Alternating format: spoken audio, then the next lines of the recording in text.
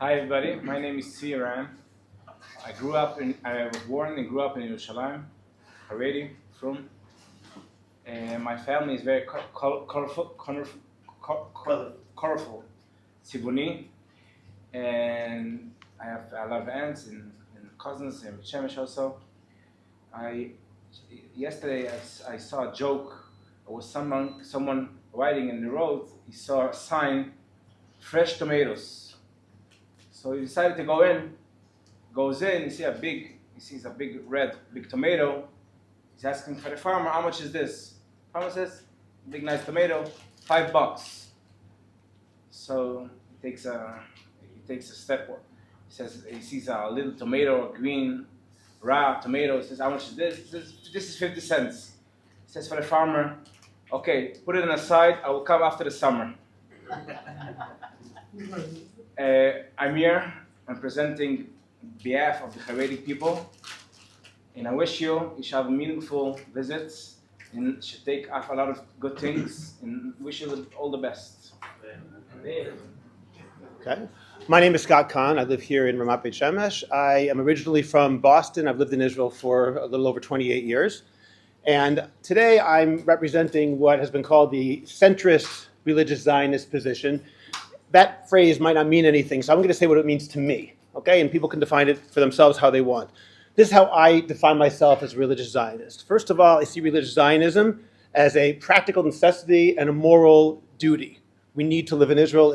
I don't mean every individual, but there should be a state for the Jews in Israel. Second of all, if there's going to be a Jewish state, it should be in Eretz Yisrael, in the land of Israel, because this is our indigenous land. The third thing is that the state of Israel, Medinat Yisrael, is a gift, a present from Hashem, from the Rebbe Shalom to Am Yisrael.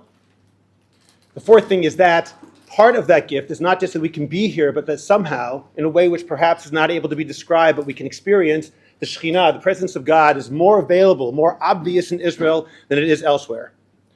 The fifth point of being a centrist religious Zionist is that I believe, as Rav Soloveitchik said in his seminal work, Kol Dodido Fake, that this is not a monologue on God's part. He doesn't give us a gift and walk away. It's a dialogue. If God gives us a gift, the gift of Medinat Yisrael, the land of Israel, the state of Israel, we have to do something to earn it, to deserve it, to remain here, to be worthy of such a gift. And of course, the big question is, what is that thing that we have to do? And that's probably a lot of what we'll talk about today.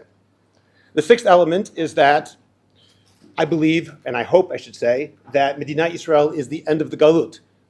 And the final element, the seventh element, is that it doesn't mean I necessarily say, or I'm sure that it is Atchalta de Gula, this beginning of the Gula. I hope it is. I pray that it is.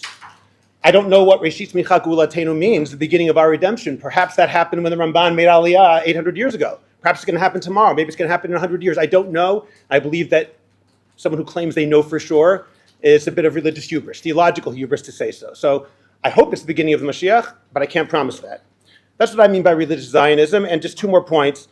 When I say I'm a centrist, I hope that means not that I always choose the middle of the road, which the Rebbe from Kusk says for the horses. To me, the middle of being a centrist means that I try to look at every issue on its own. Not that I'm always trying to find the medium, as much as the Rambam Hilchot Deot says that's an ideal. For me, it means looking at every issue. So in some things, I'm on the right, and some things I'm on the left, and some things I'm in the center. And generally, that means I average out somewhere in the center, I would think, although that's for other people to define. And finally, I don't look at it through a messianic lens. Again, I certainly hope that this is the beginning of the redemption. But I'm not sure about that, and therefore I don't think that Israel should make decisions on the assumption that the Mashiach is coming tomorrow, and therefore there are no consequences to decisions that might be politically foolish, even if they're religiously necessary. Howdy. My name is Yishai Fleisher. I am the international spokesman for the Jewish community of Hebron.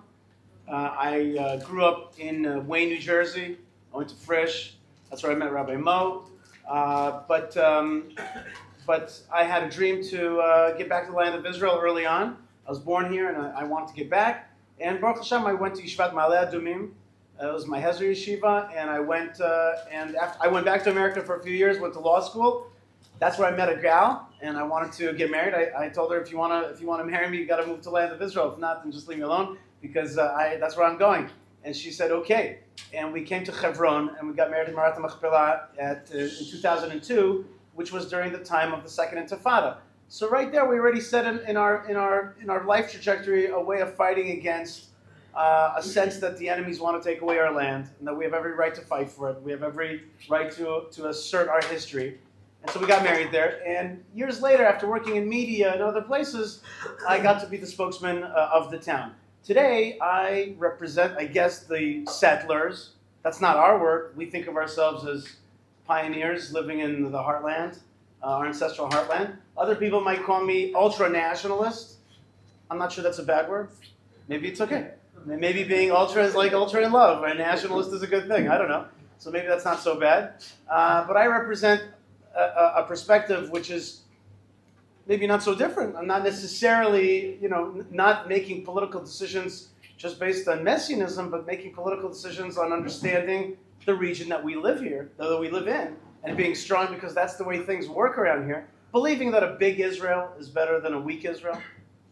Believing that a strong Israel is a better option than a weak Israel in the long run in political reality. And maybe it's a great time in this little intro just to talk about a tiny vision for peace. Peace is a big word. I don't like the word peace today because the word peace a lot of times means shrinking Israel, giving away the land of Israel and making a different state in our land. I don't like that word, but still, of course, shalom is one of Hashem's name. Here's a vision for peace. Vision for peace is Israel is a strong military country that really creates peace in the whole region by patrolling this region in the seas, from Eilat down to the Gulf of Aqaba and the Red Sea, and then to the Persian Gulf, and allying with India to make sure that this area is safe this way.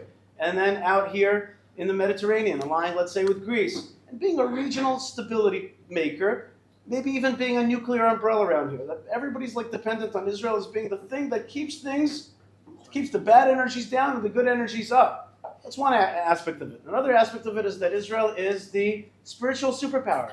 It has a spiritual capital in this world. Jerusalem is not just a capital for Jews. It's a spiritual capital for all people who seek to connect with God, who seek to connect with the Abrahamic way. Abraham is a big brand today in the Middle East. We can bring it and make it even much bigger. That's the Abraham Accords. And finally, really, the Abraham Accords means that strong Arab countries surround a strong Jewish state. There's nothing wrong with a strong Jewish state on its land. It's a tiny piece of land in their region. We live on our land, strong, with great relationships with other strong Arab states that respect our right to be here, maybe even fear our right to be here. And that way we move forward with tourism, with business, with a million things. But basically, you've got a military side, you've got a spiritual side, you've got a coexistence with our cousins, the Abrahamic region, and that's the way forward. A strong Israel is the solution to most things. Thank you. My name is Nili. First of all, thank you very much for hosting and inviting me to join. I was asked to represent the liberal side of this panel. And I think just the very fact that we're having this panel, to me, this is Judaism. We look at the Mishnah and the Gemara, it's all sorts of machlokot and disagreements, but everyone addresses the other person's disagreement. In order to give an intellectual answer, you have to understand the other person's point of view, even when you don't agree with it. And to me, that's the lev-liba of what we are, who we are as Jewish people, that we can contain so many different diverse opinions and still know that we still sit in the same panel, we still sit at the same table, and our children get married. And this is what makes us Jews. I grew up in Canada, and I have a lot of Christian friends, and their approach is dogma. Whatever the church says, that's what they do, and I think my understanding is Muslims are like that too. We're not like that. And for 10 months, I was one of those with the flag on the sidewalk demonstrating against the reform. I felt very, very against the legal reform. I felt it undermined a lot of what enables us to be Jews in this country, that there are Jews who choose, to eat kitniot, and Jews who choose not to, Jews who choose to daven in egalitarian shuls, and Jews who want a Haredi minyan. But as a Jewish country, Jews should be allowed and be able to live their life as Jews the way they choose. At a certain point, I realized all sides were just yelling at each other and no one was listening. And so I moved over to a different type of mecha'ah called Bo Medaber, which really tries to engage the other side of dialogue and to understand and hear the other person. And after my son served 3 months in Gaza. He's just been called now to Nili again to go into Rafiah.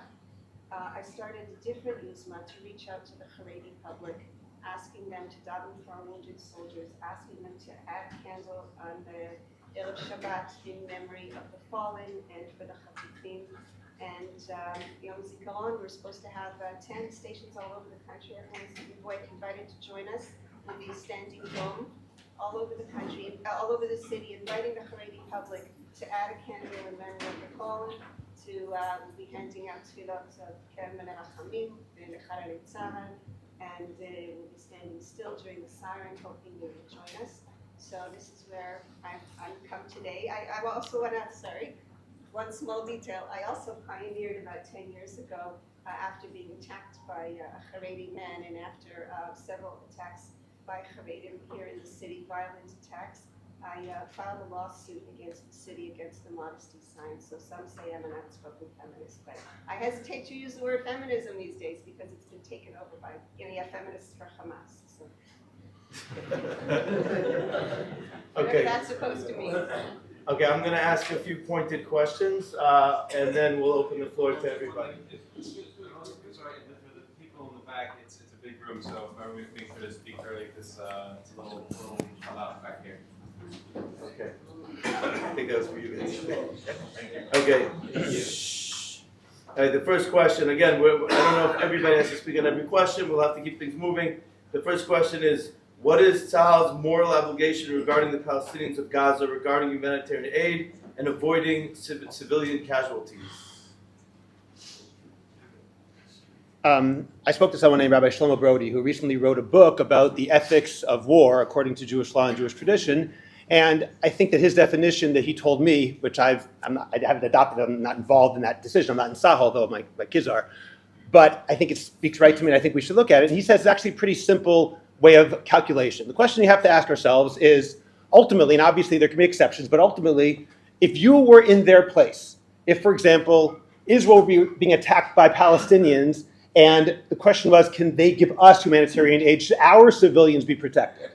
Or, for that matter, if Jews in New York were being attacked by some group, and it were some sort of invasion, if we can imagine that kind of thing, what would we want? If we would say that giving us humanitarian aid is a moral and ethical necessity, if we say that protecting civilians is a necessity by moral law, then we have to act the same way. That's what he said is according to Jewish law. I believe he comes from the tradition of Avraham Lichtenstein, though I don't know for sure, from the Gush. I think that's where he's coming from in general.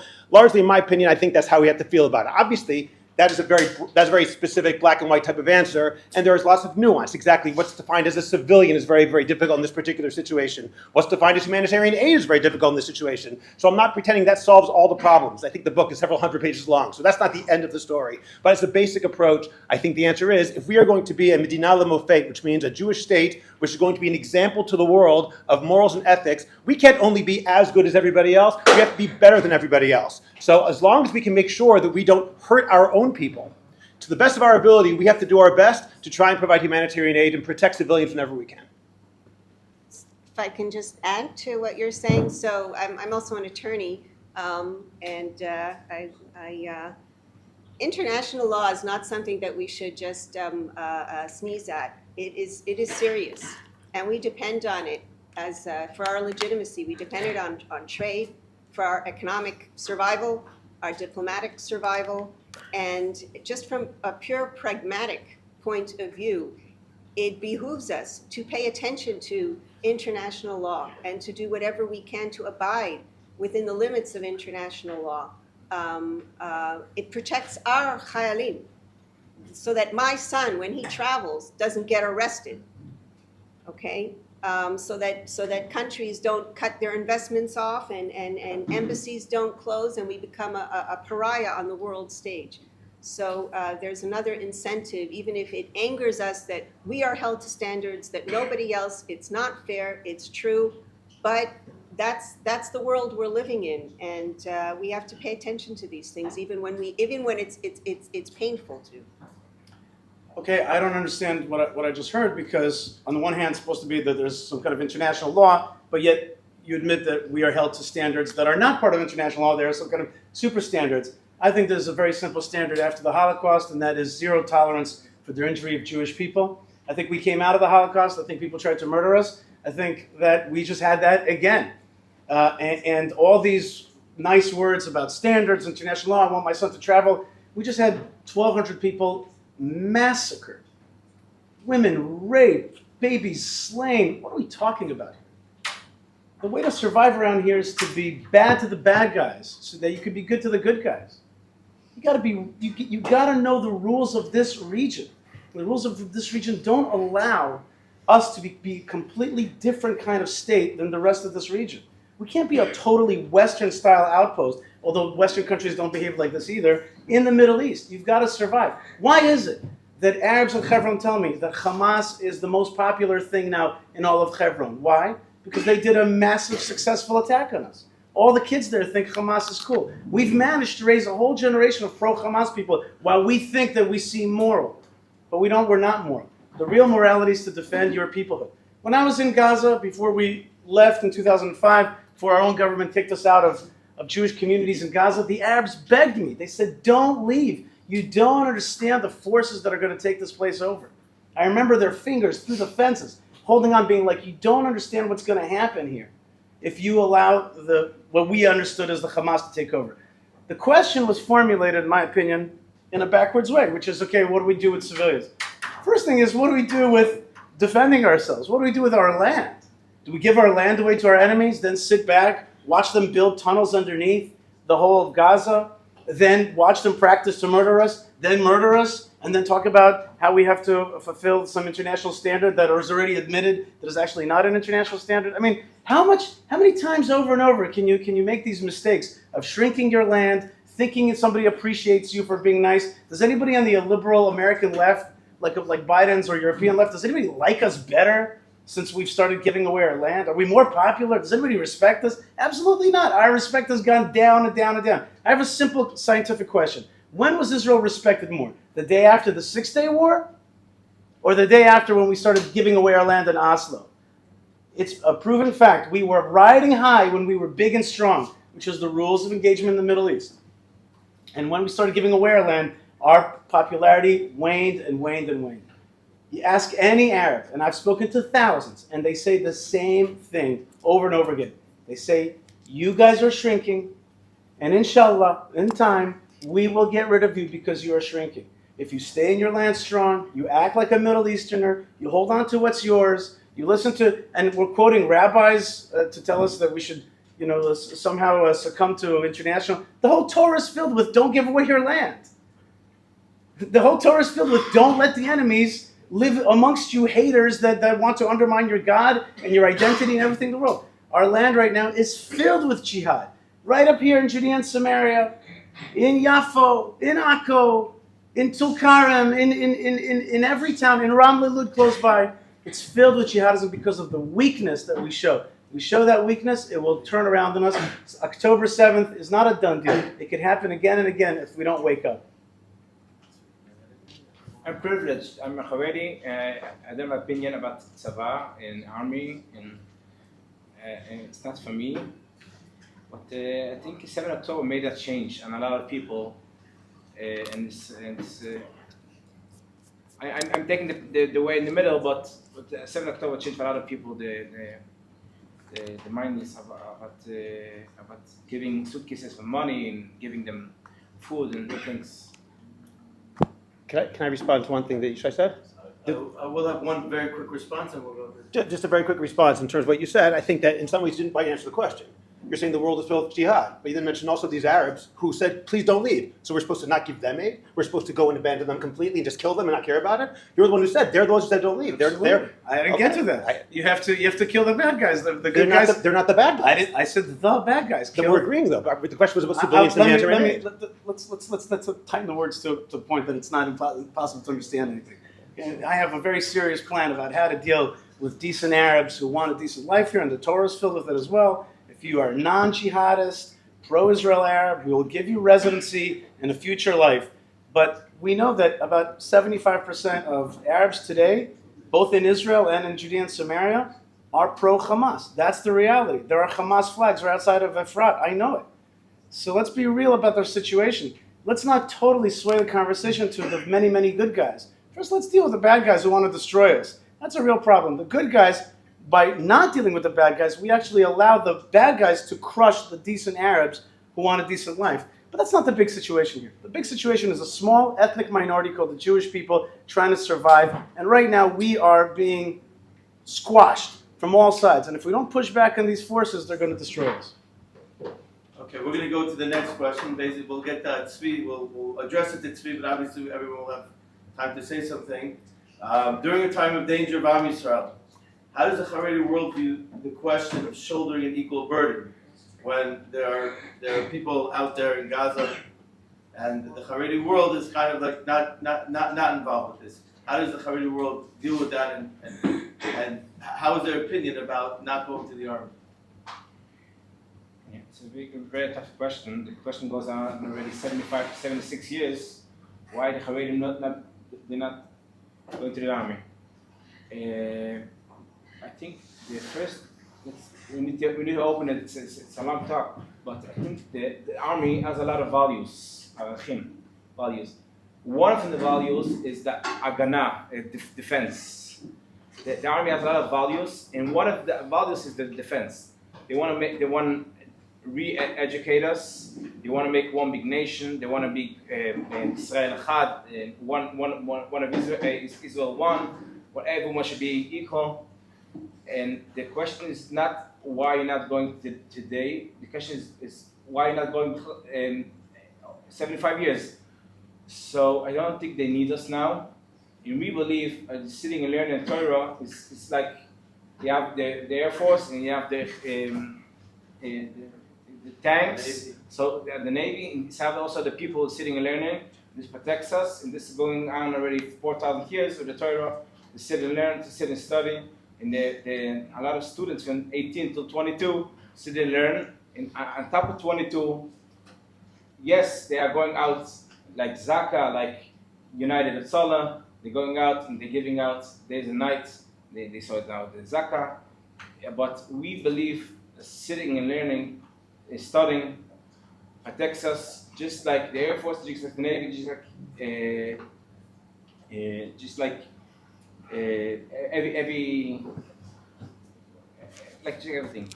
Actually, yesterday, the Israelis will understand. Yesterday, we saw it.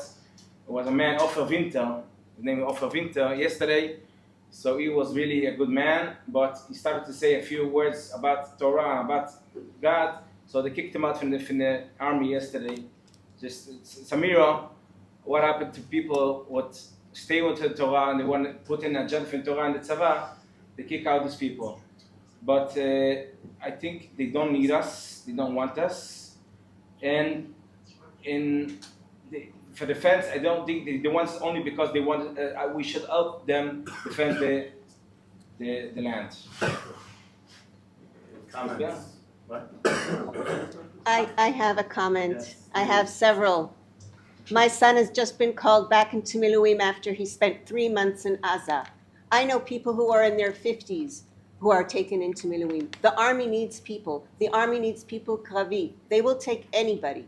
They will train people who've never held a weapon, who are 50 years old, who are willing to volunteer, and they will train them. They need people. My son is now already, he's been separated from his wife. He just got married for the second time. They need more people. He already did his sadir and עוד שנה קבע and 3 חודשים בעזה ועכשיו שוב פעם, and we need more people. And the second issue is all our מערכות, ביטחון, מודיעין, מוסד, שב"כ, there's going to be ועדות חקירה on every single one where they were on October 6th.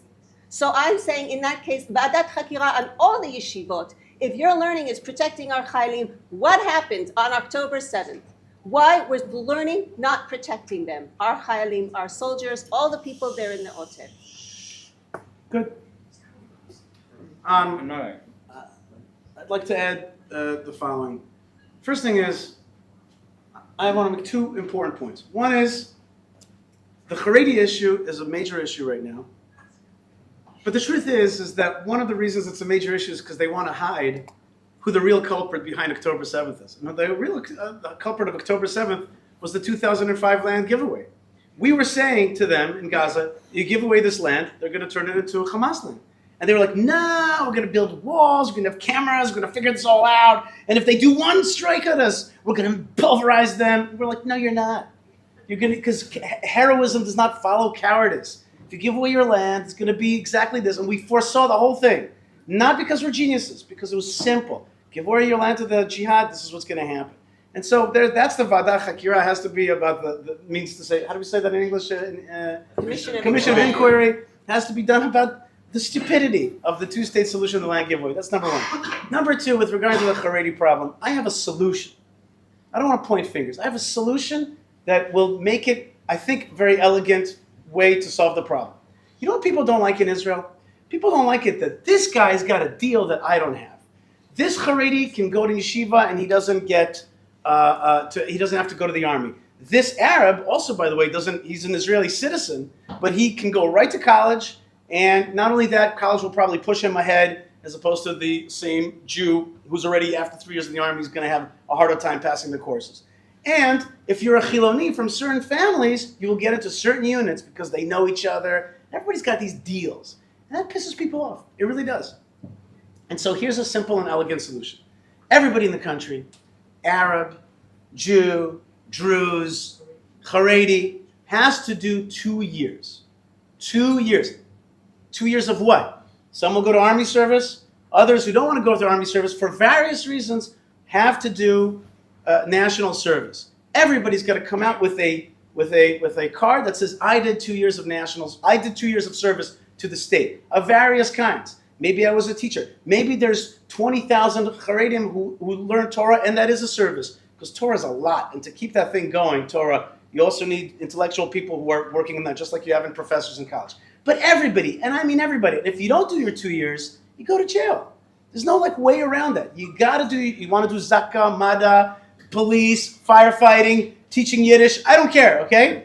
Do whatever you want as long as we have it in the system. There'll be organizations that are recognized as allowing for Shirut Lumi, and everybody's going to come out the same. By the way, men and women, the same thing. Just equalize it. Stop giving people different ways out. Give people, I think that if you go to the army, you should be paid more. And of course, you get more kavod because you're a fighting soldier. Even within the army, by the way, there's different levels. There's fighting soldiers, non-fighting soldiers. Only 20% of the army are actually fighting soldiers. Okay? So my point is that, you're a fighting soldier, you get more. You're a non-fighting soldier, you're teaching Yiddish in grade school, I don't know what. You're helping Ethiopian kids and whatever it is. Good. You get your payment, but you come out with 2 years. You didn't do that, you go to jail. That way we could all feel that everybody's doing their part and nobody's doing more than another person. You like that? Okay. I think people will be happier. In the States, it's Tzava Miktsoi, Tzava Miktsoi, but he's saying in the United States, Army is professional army. I don't think that's what we need here in Israel. We need so much people? That's why I said, everybody does national service. You don't want to be in the army, don't go to the army. You don't like the army for various reasons. I can understand that. I would just like to add on what you said. Sorry. Sure. Para, I have much greater expectations of the Haredi public and demands than I do of the Arabs. There are many Arabs who are full-blown citizens. Our hospitals don't function without Arabs, same with educational. I do have higher expectations. Haredim or Jews, you're on our side. But not all the Arabs are on our side. And we expect you to be on our side. And we need you to be on our side. So I'm not going to put you in the same bucket as the Arabs and say, they also have to serve. No, you serve before them. I'm just equalizing. Because of the Chovah Ezrachit. There's yeshivot Hesder, there's units for all sorts of people with special. You have to come to the army and say, we want to be part of the army. This is how we're going to work with you to make it work for us so that it works for everybody. What if they did Kitot Kunenut, firefighting, police? Can I just say one thing, because that's right, if you don't mind? I could think about this for an hour, which I'm not going to do. I have only one thing I want to point, because I want to make one particular point in terms of what you said, in terms of Torah protecting. I understand there are many Agadas in Chazal that say the Torah protects. I believe in Chazal. I also know that we live in a non-messianic era when Agadas in Chazal, the Torah protecting aren't necessarily a Lamaisa thing, as Nili correctly said. If that were the case, I think Rosh Yeshiva should be brought before the Commission of Inquiry and be thrown in jail for what they failed to do on October 7th. But my point is this. The religious Yeshuvim were the ones that were struck the least. Let me finish. The one halacha point, which I think is relevant here is a Rambam, which I believe appears 2 times in the Rambam. The Rambam says that a Talmid Chacham does not have to pay for the wall of a city when the city builds a wall for protection. Okay? Because the Talmid Chacham's Torah protects him. The point is, though, the city still needs a wall. It does not say the city no longer needs to build a wall, which means that the Torah, maybe, if we're taking that literally, protects him, but under no circumstance protects anybody else. If that's the case, then the Haredim who say our Torah is protecting and that's our service, either they're ignorant of the Rambam or they're being selfish.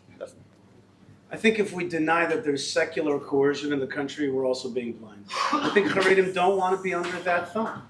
And I think to deny that is also... Pikuach Nefesh is the most important din in the entire Torah, basically, for us to say, oh, I'm worried about their future. You know something? It says in Masech Brachos, Chizkiyahu HaMelech didn't want to have kids, and Yishayahu Navi came to him and said to him, you know what? What do you care? He said, I didn't want to have kids because I was afraid my kid was going to be not frum, which was true, and it even happened. And he would deserve death as a result of that. And because why can't you just make the army more frum? Okay, why are you giving the whole Sipur backwards? Of course we should. Just make it units for them that are normal, but you don't do that. Of course it's we not should. one unit of like that. Of course we should. Okay, of course so we should. Give me a whole chakir on even if they don't don't, just make a unit. That's a more decent unit. I want to say. We'll finish up with I want to say, but I think only the Israelis will understand. 2013, the story was a lot better. 2013 was Memshelet Bennett Lapid. And I know a lot of people, my friends, in my community, it was a lot better.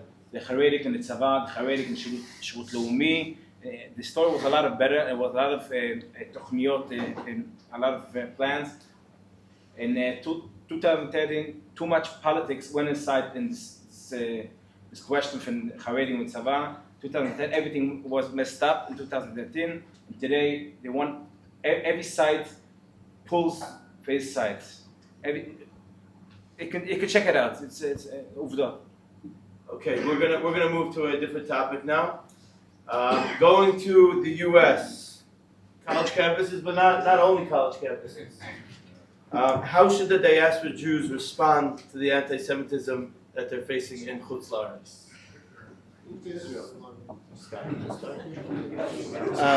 I don't have an easy answer because I live here. It's very easy for me to say what I hope they would do. I hope they would make Aliyah and move to Israel. I hope that would happen. I think that's the right thing to do, but I also know that I'm not someone who says every single Jew must make Aliyah. I think it's the right thing for every person to do, but if they can't do it, if their family is there, if they can't make a parnasa here, if learning Torah is better there, these are all halachic reasons not to, even though I personally hope that they would make Aliyah. Ultimately, I think that they have to have a better sense of the importance of Am Yisrael and a sense of history has not ended. I'll just say a quick story that I was very curious what this year's Seder was going to be like. My father was nifter about 11 days before the Seder. So this is not just from the Omer. And I was worried that the Seder is a very family time, obviously, for many people, and for us certainly. It was going to be a very emotional Seder. I literally got up from Shiva Thursday morning. The Seder was Monday night. So what was this going to be like? The Seder going to be like? And I didn't know. And you know what? Baruch Hashem, it was actually a very, very nice, happy Seder. We worked on it to make sure that it had that simcha. There was only one deeply emotional moment of the Seder in a time where we got just extremely emotional. It had nothing to do with what I would have expected, which was a family moment. It was when we sang V'hisha Amda. We sang V'hisha Amda, first, before V'hisha Amda, we actually first said a tefillah that was given to us by the Chief Rabbi, Rabbi Lau, to say for the Chatufim, for the kidnapped hostages. And then we sang V'hisha Amda, and we always sing it first, the classic V'hisha Amda, then we sing the other one, V'hisha Amda. So as we were singing it, it was just, we were just puddles, emotions. Because if you would ask me, I'm 53, if you would ask me for the first 52 years of my life what that meant, I would have said, of course, this is still true, but in the back of my mind, I would have said, you know what? Kind of now that we have Israel, history kind of is into a new phase. I'm not sure if we were writing the Haggadah today, we would have included that. I think that would have been in my head, although I couldn't have articulated it.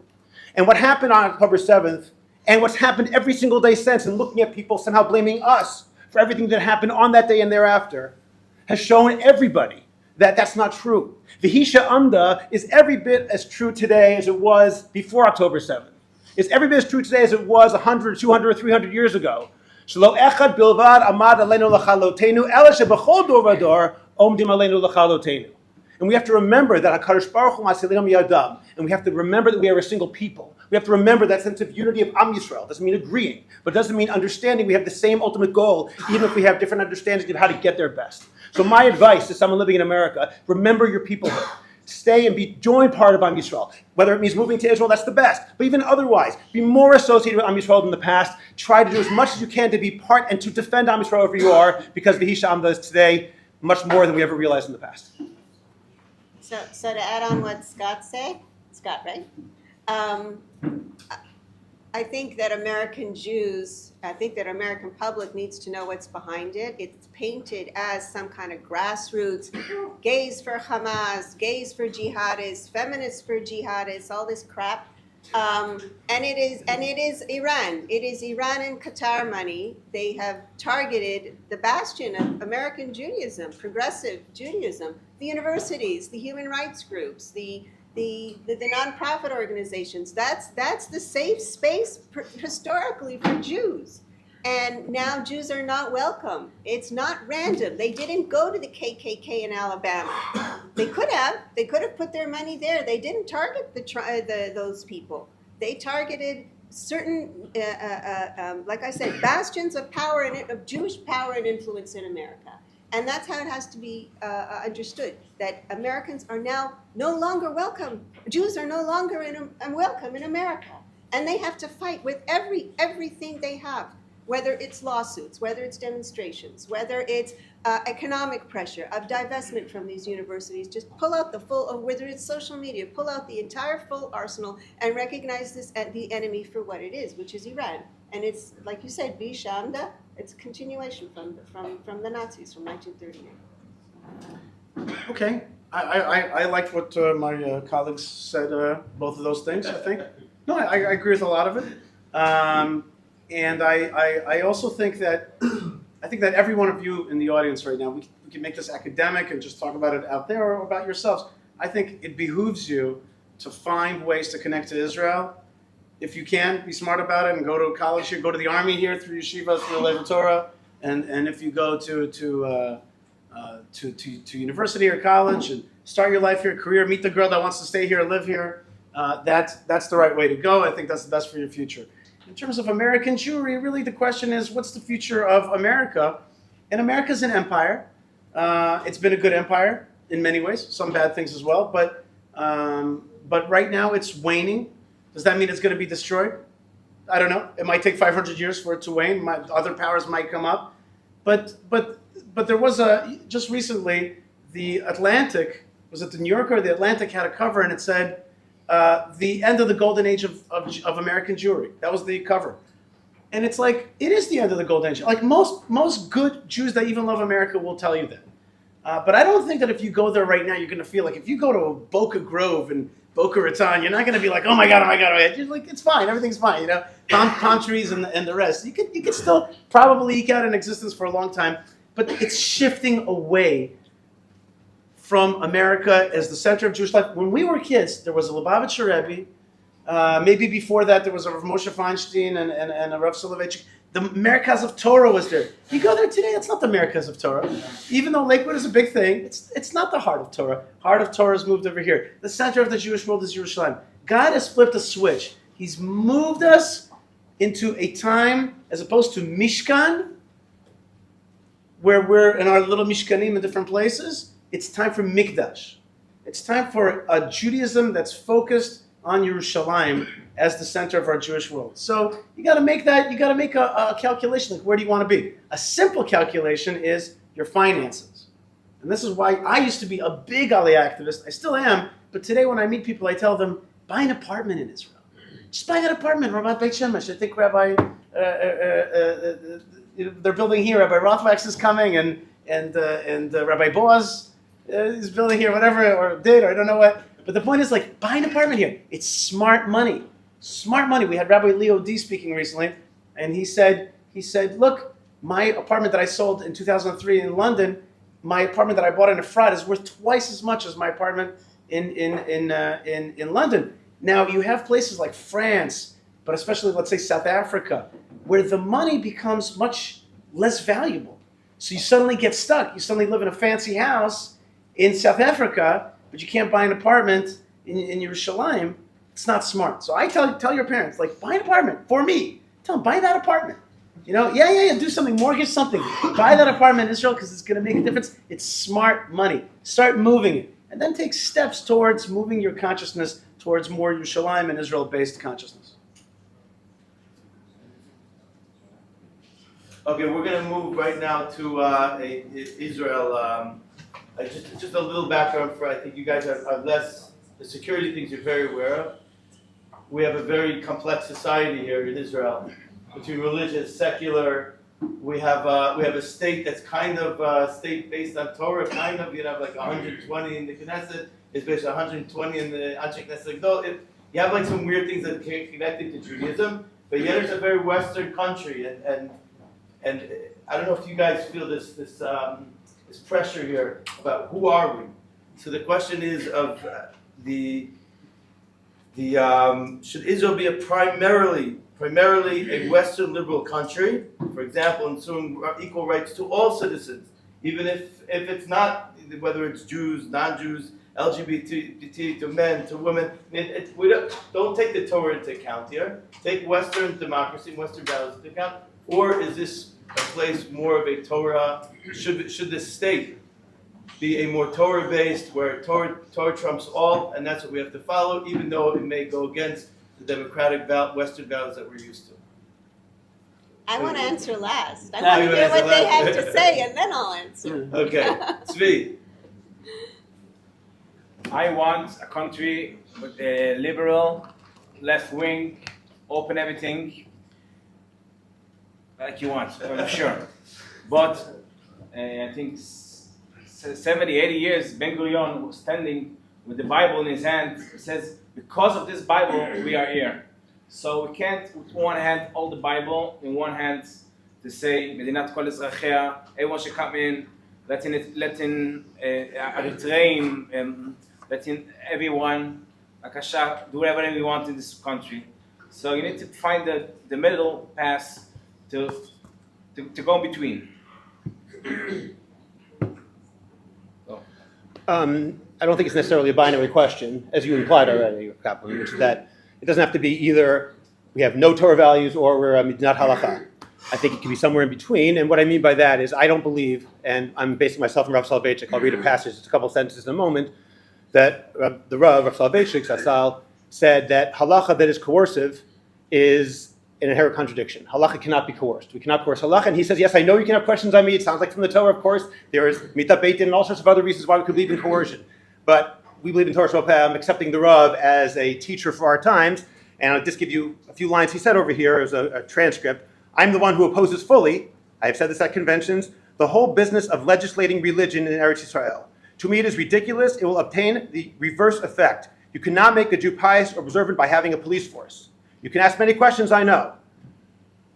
But to me, Mizrahi is committing the most terrible historical mistake. We should instead devote all our energies to an educational campaign, to display the beauty of Yahadut, to show the people that we have a comprehensive philosophy and make them come out of their free will to the fold. Legislating through a parliament, I cannot see it. It will never be as effective as an attempt to educate people. Along with that, my other point is that I've spoken to numerous people from across the religious spectrum in the Orthodox world who have confirmed this, that even the idea of Medidat Halacha, at least as I understand it, I'm sure others will disagree, can only take place when you have the vast majority of people desiring such a thing.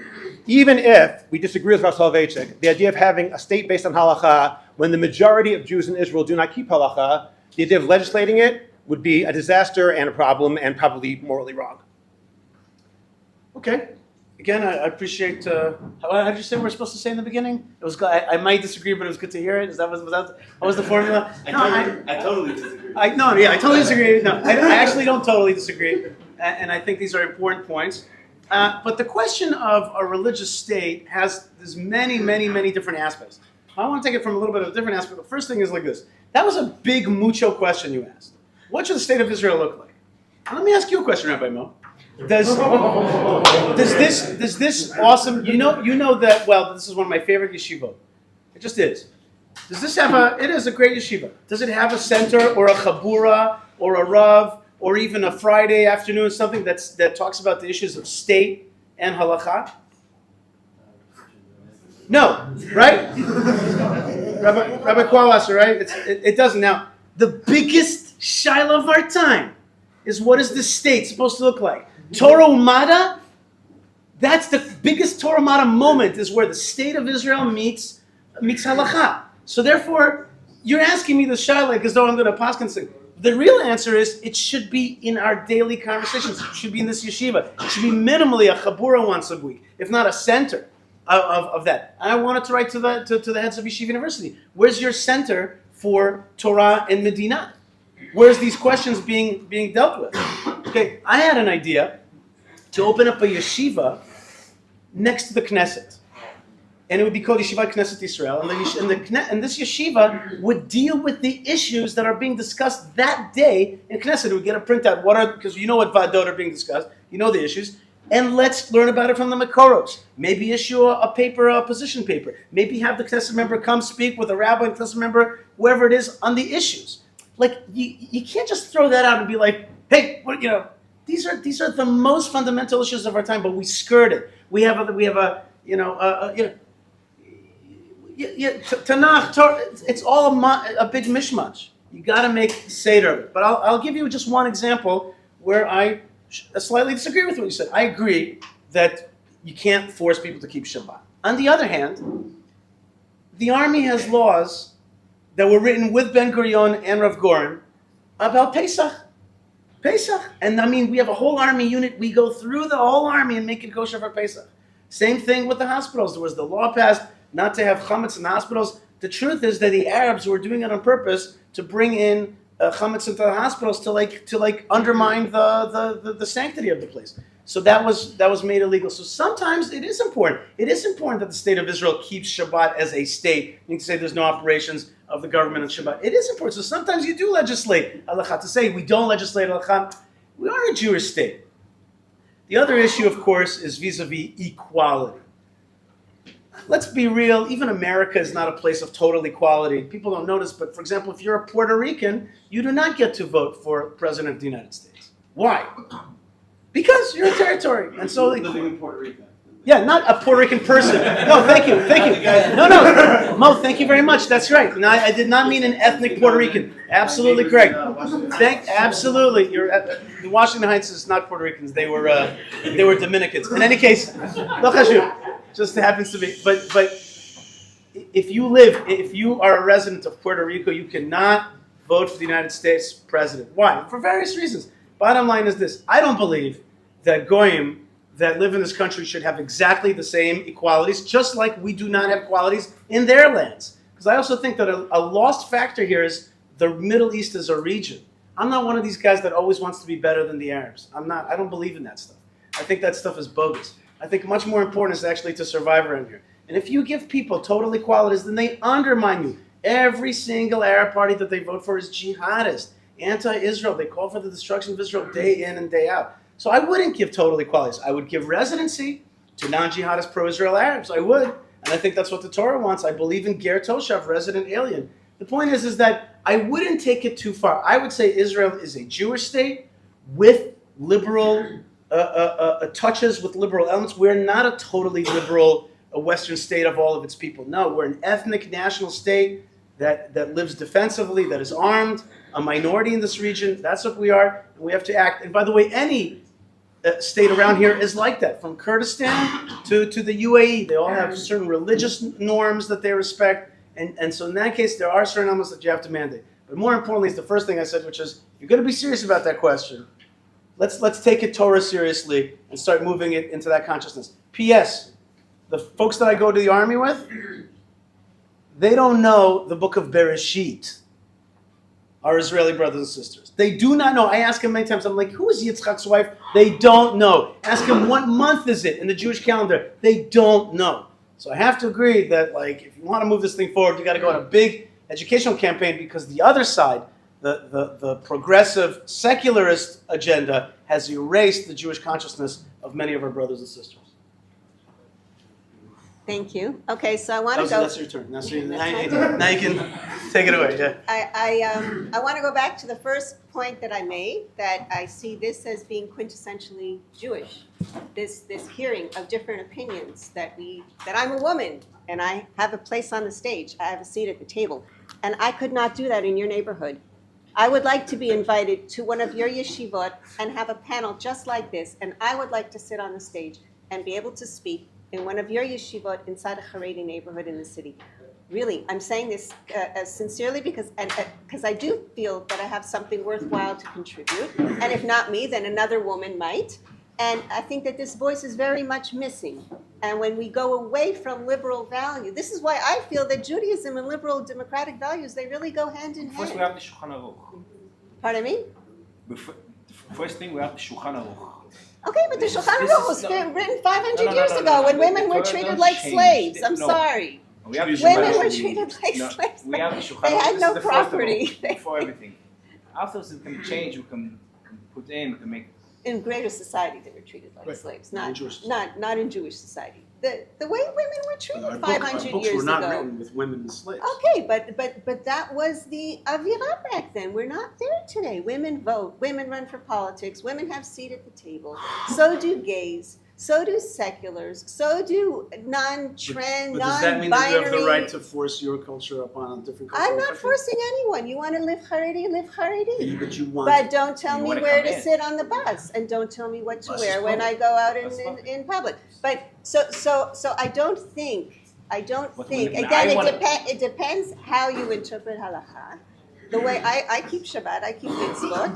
The halakha that I keep, I'm sure, is very, very different than the halakha that you keep. That's why I feel that I'm a religious Jew and I can dress like this. I'm sure your wife doesn't dress the way I do. I don't see myself as less religious person than you. So who's halakha if we're going to impose halakha on this Do state? you want to come into their All No, that's I'm subgroup, saying is if we sub-society? have shivim panim laTorah and I can live as a Jew the way I was raised as a Jew, the way I understand and see and love Judaism, then we can't have a halachic state coming down from on top telling me this is the halakha, because we have different halachot. So that's the can meet God. They say a joke. Someone said, "Bami Shabbat is this. Bami Shabbat is this." He said, "You can go meet God. You can change Shabbat. Shabbat is this. This is Shabbat. Like this is a battle. It's not a table. It's not Shulchan Aruch. It will stay Shulchan Aruch. The Shulchan Aruch is the law. Shulchan Aruch will stay Shulchan Aruch. If you want, I respect. Let's go to the question before. The Charedik don't want Medinat Halacha. We daven every day. Ashiva Shaftenu Kirishana, but we don't want Medinat Halacha. The Chaver Knesset don't want Medinat Halacha. This is the law. This is a battle. This is a fact. Like now is today. Like now is Yom Chamishi. Okay. so I This come is from fact. This I come Beton from Yatzuk. I have an engineering degree and I have a law degree. When you learn science, you learn your facts. When you learn law, you learn that everything's a question. Okay? So I think Judaism, which is for humans, it's not science. It's for humans, it's for Jews. Halakha is for Jews to be able to live today. Halakha olechet. מתקדמת. We have computers today, we have phones, we have non-binary transgender people, we have women who want to take halachic leadership positions, they're lamdaniyot, and they have asmachala, and they're passing the rabbanut test, and they have what to contribute to Judaism, in the name of Judaism. And we need to, halakha leads to להתקדם. Okay? I say halakha. Okay, There's a lot to discuss This is here. a fascinating discussion. And, What are you going to do with all those women rabbis? Don't you think they have a voice? Shouldn't they write a They can go sefer? Manhattan, Shouldn't they can be go to Tel learned? Aviv, they can do whatever you want. Shouldn't they be learned? Shouldn't they be taught? They can be taught. Also, David was also giving classes for ladies. Kol Beseder. I listen to Women, they're not ladies. But don't they have a right to have a certain their own zone of influence, their own way of doing things? Don't subsects in society have a right to exist? Oh, that's right. Let's keep all the women behind the mechitza. We're going to have a lot of influence Wait. over If you there. ask, that's Let's keep us at the back of the bus. That's totally unfair. Where we I can't asked speak you. on the radio. I asked or you we can't whether- get on stage. I asked you what if somebody wants to leave that society could leave it. No, they So it's by can't. of course they I can't. want to They go can on a say it's by bus choice. with the men in the front and the women in the back. So you come with your bagatz. It's not yours, but the bagatz comes and says no. You need to mix. You need to. Excuse me. It's not Kav Tel Aviv Bat Yam, Kav Herzliya Ramat Gan. It's my from bus from Bnei Brak to Yerushalayim 402. It's a packed, jammed bus. Huh? private? Huh? Private? No. You know, It's not private. It's not private. It's what's ציבורית. This is the problem. But זה לא כפייה, זו כפייה. זה ממש כפייה חילונית. כפייה לגמרי. כפייה חילונית.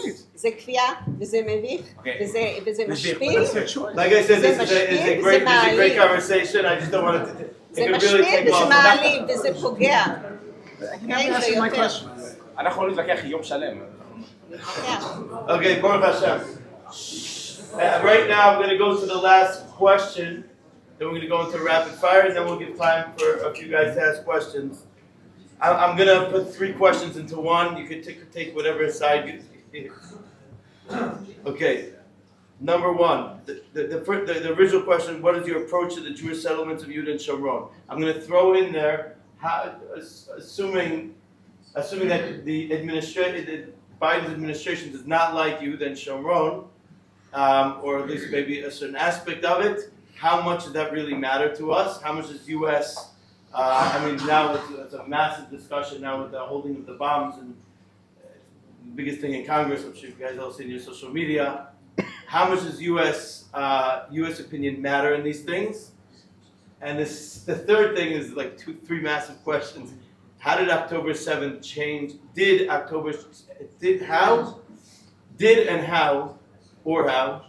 October 7th change any way of that you're thinking? Nili, we'll start from you this time. Okay. You can't get the last punch every time. So I actually.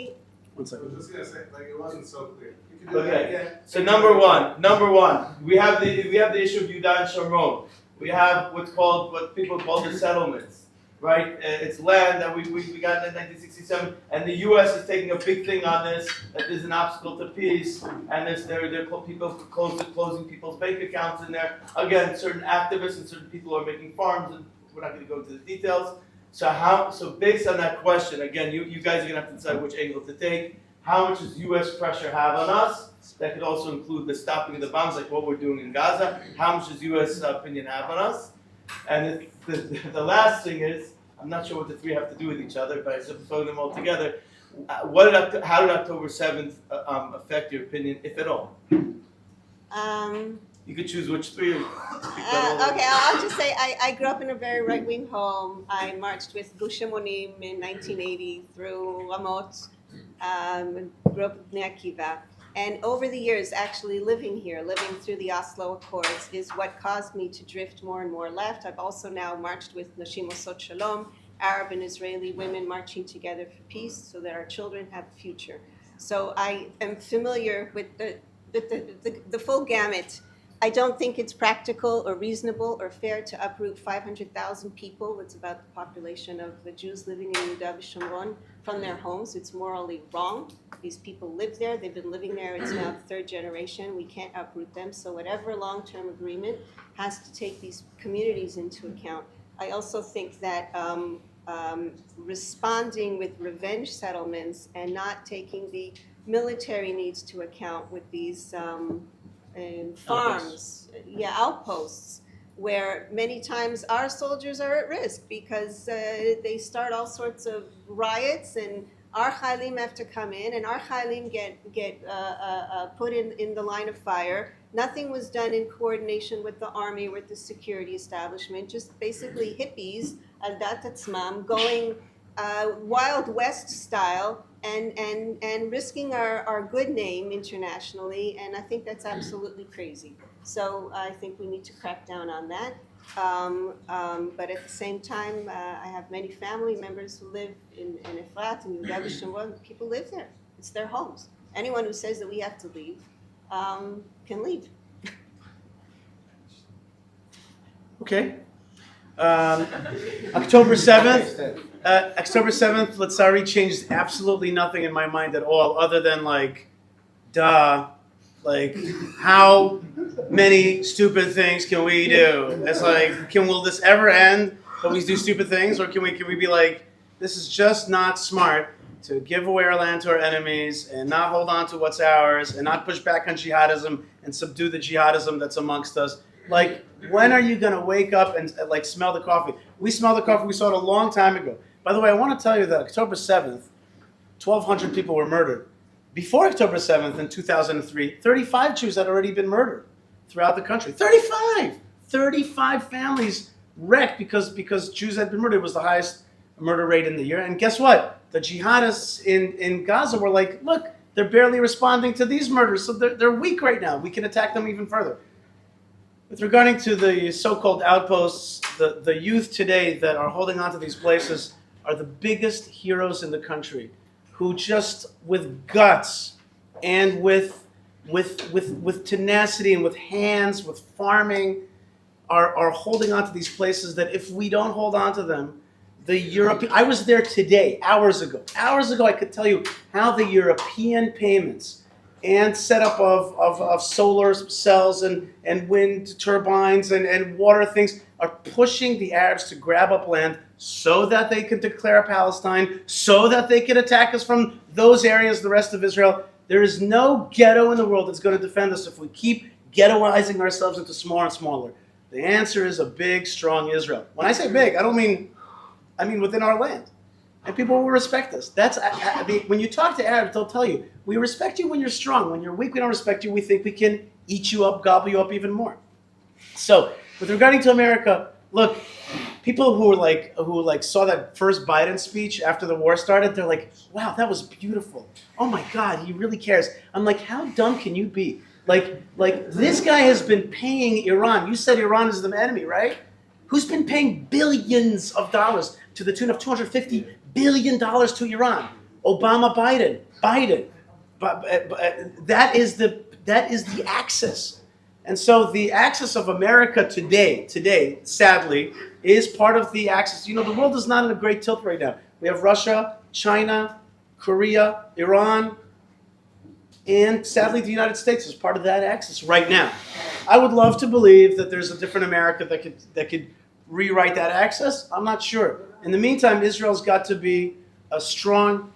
We cannot succumb to that, and we cannot be dependent on any one country. We should be buying from Russia, China, India, whatever, or better yet, of course, make your own stuff so that you are not dependent on anybody. It's very important for the Jewish state to be, when it says on the Vadad Yishkon, it means make your own bombs, okay? That's what it means. It means like don't rely on anybody so that when you need to take care of business, you take care of the business. And succumbing to these guys, succumbing to these forces, in the end, my right honorable friend, I have to say that like, yeah, right honorable, on my left, stage left, I want to say that in the end, the forces that the Hilltop youth are fighting as the same exact force that is now controlling Gaza. It's the same exact force behind Iran. The answer is to push back our enemies and to support the young people, and I'm doing that actively. I helped buy 2 tractors already recently. We're going to keep buying tractors. We're going to keep holding on to this land. And if not, then we will roll the problem to our children. No amount of marching between Arab women and Jewish women is going to solve this problem so that we have peace for our children. That stuff has all failed. Failure.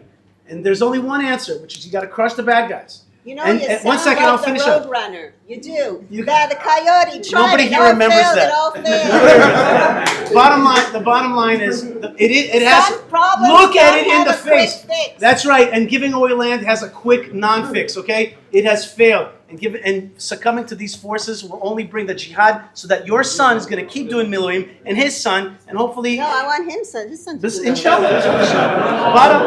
Bottom line. Daughter. Bottom line. Daughter, that's right.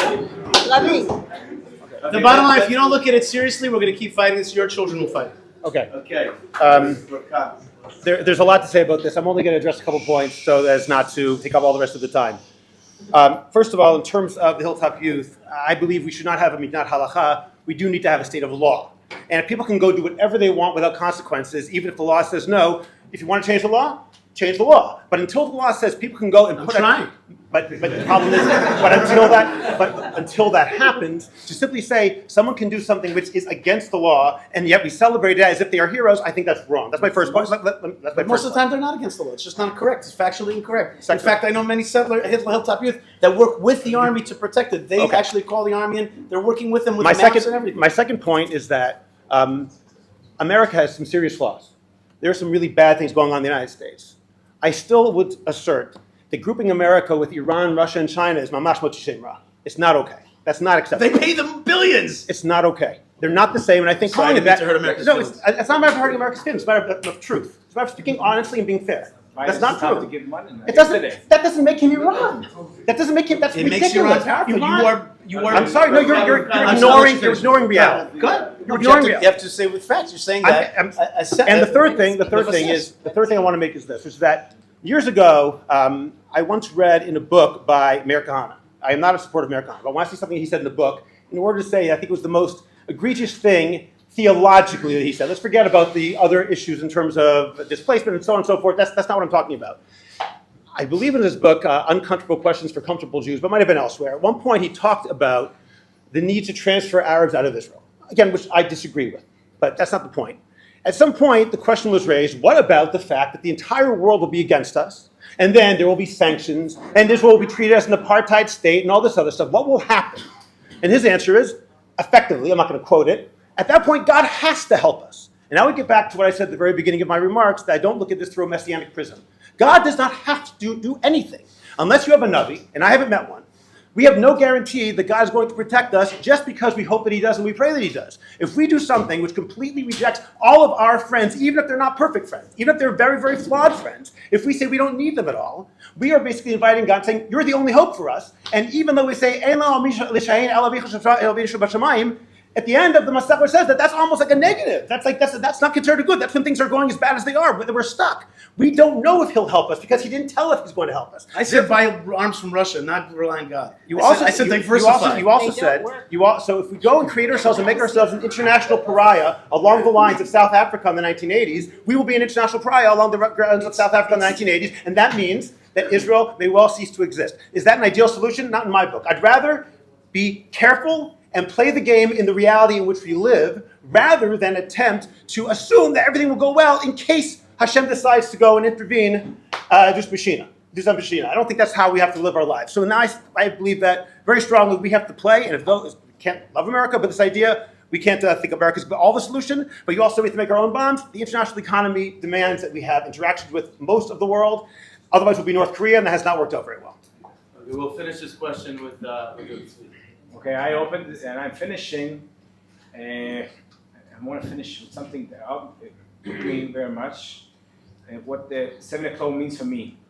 7 October, I was in the shul, and it started to come. He said, Ofakim, he said, Shderot, he says, yes. I said, what? 2024, it's happening, these things for us. We have our army, we have Shabbat. No, I wasn't in Yerushalayim. 2024 can happen? The answer is yes. 23. Now we have such a big army. We have Netanyahu goes in Iran, takes up folders. I said, we don't rely only on God and what God wants from us. We conduct to God, and it was really disappointed from the army. I'm not in the army, so I can't talk why it happened and what was bad there, but I think the army puts in a lot of efforts in politics more than putting efforts in defense. Second thing, I want to close. I really was disappointed. Second thing, was a month, 2 months, a month after the 7 October, and like before, like 6 October, Am Yisrael, what the nation, what everyone that got a sticker, Kulam biyachad, yachad nenatzach, biyachad. It was really a nice country. Everyone helped, everyone this.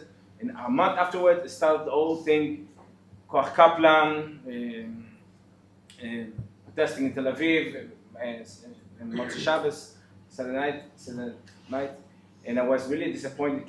Still in the middle of the war, we have still a lot of hostages inside. In Am Yisrael, it's much took me my heart. Am Yisrael is fighting again, and till now, when I was Sfirat HaOmer, everyone knows, it's bothering me. And I see here still 138 hostages, right?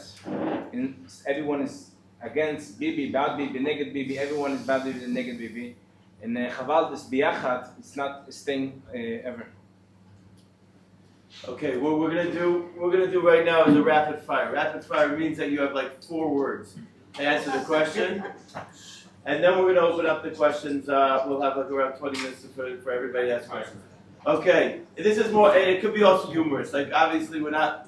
We'll let loose a little bit for this. Don't get too serious for this one. Okay, for the first rapid fire, Bibi. Well, we'll go in order. 4 words. Bibi. Or 1 word. Huh? Or 1 word. Neged. We need term limits. What? We need term limits. Okay. A great diplomat, a weak leader. הכרת הטוב, אבל פג תוקף. You got. We got card. His time is already expired. Appreciate him for what he did. Okay. Past his best. Next one. Nili, we'll start with you on this. This is gonna be a fun one. Ben Gvir. Oy vavoi. Okay. That was 4 words. Yeah, Yishai. Civilians are more defended. Are more defended with Ben Gvir. Before Ben Gvir, they were weaker. Now they're stronger. No Lashon Hara today. If Ben-Gvir will sit in the place of Netanyahu, he will act just like Netanyahu. Okay. Next. 2-state solution. We'll start with TZvi. It's going to stay like this 80 years. More, another 76 years. And we talk about it. The people like to talk about it. Someday, but not today. The 2-state solution is an effort, a phased effort to destroy Israel one piece at a time. It'll happen when they really want to stay. Okay. Waiting for the day. Why are you waiting for the day? Why would Okay, you want to for the wait last- for the day that your They enemies? don't want the to last stay. They one want of- to Why would I destroy want to us. give anybody state on my land? Okay, So- the last one of the rapid fire. Didn't hear me. I heard you. Why would I even think about that? I'm listening. When they want to stay. When they Why would I want that? When they invest. Why would I want One last I'm one. never giving my Trump or Biden? Meaning Trump Biden. Trump Biden. TZvi.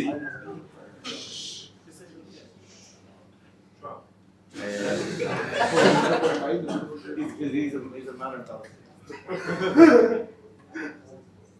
I know I've explained it, but also Trump one day will be like, will not be our side. So Trump, but not For now. Okay. no matter. Curse on both houses. Okay.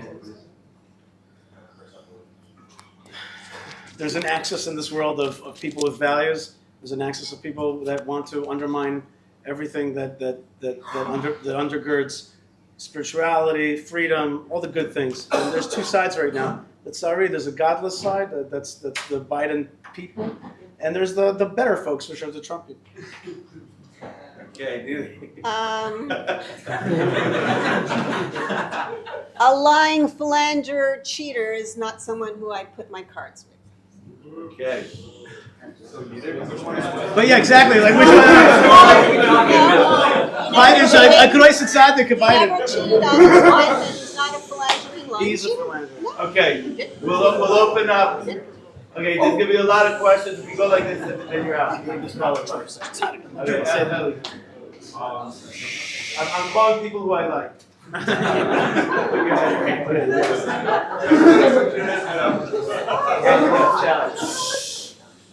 A few months ago, we had a speaker that works for the Hasbara wing of the Army, as well as being a tour guide, Who is Ron. Right.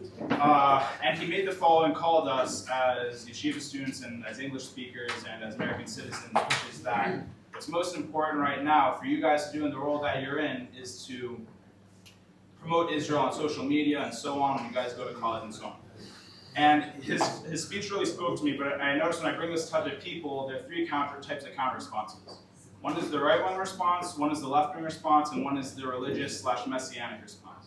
The right-wing response is that none of that matters. All that matters is that we stay in economic power, and that we stay strong in our land, and all that will go away as long as we're relevant. Second is the left-wing answer, which is that as long as we remain ideologically similar, even to people who are opponents or who are opponents under certain conditions, will remain diplomatically relevant and will remain and our values will be common.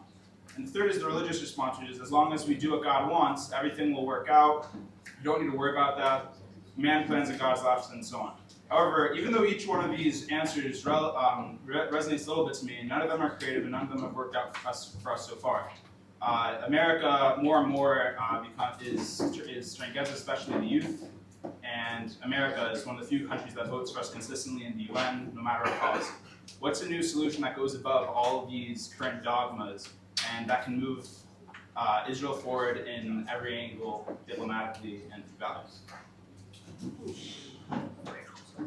As I said before, it's actually not so complicated, and I wanted to maybe to use this opportunity to answer my friend on the right here is that I don't think that what the solutions that I'm offering are messianic at all. They're actually realpolitik. It's just that oftentimes people in the center or center left, they actually blind themselves to tons of realpolitik that happens around the world. For example, Prime Minister Modi recently sat on top in an event where they inaugurated a Hindu shrine that was sitting on top of a Muslim mosque, which was sitting on top of a Hindu shrine.